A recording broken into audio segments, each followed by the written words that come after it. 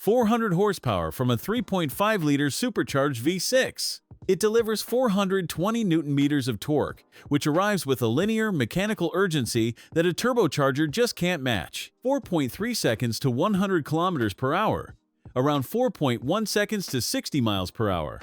That is the number, but the sensation is the actual story, because this is paired with a 6-speed manual gearbox. In a world of paddles and seamless shifts, this requires you to be present. You feel the weight of the clutch, the mechanical resistance of the gate, and the immediate vocal response of the supercharger whining just inches behind your head. It's not about being the fastest car at the lights anymore. It's about being the one having the most visceral experience when the road opens up. The interior is where the Emira reveals its biggest surprise. Lotus finally learned how to build a cabin.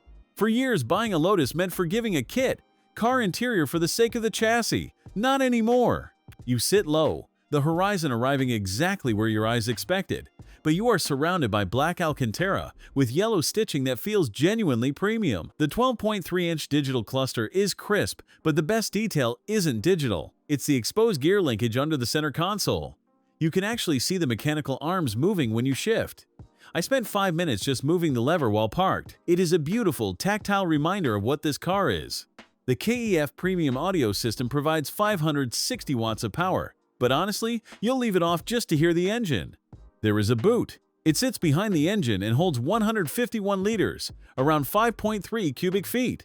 That is enough for 2 soft weekend bags, provided you don't mind them getting a little warm from the V6. It is a gesture toward practicality, and for a car like this, that is enough. 131,720 euros. That is the price for this SE Racing Line S spec. You could buy a Porsche 718 Cayman GT4 for similar money, which is objectively more precise, or an Alpine A110, which is lighter, but neither of those carries the weight of this being the final chapter. What this car settles isn't a lap time. It's the question of whether soul still matters in 2026. After a day with it, the answer is an emphatic yes. The Emira is the best car Lotus has ever made, and it's the one we're going to miss the most.